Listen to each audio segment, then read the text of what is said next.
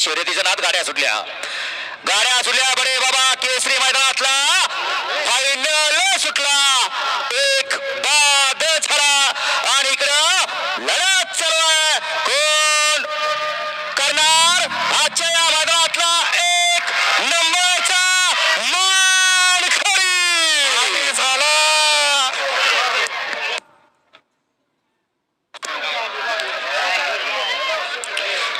बैलगाडीचं शर्यत क्षेत्र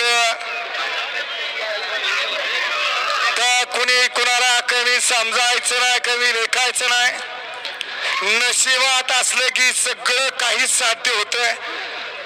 फक्त वेळेची आणि नशिबाची साथ पाहिजे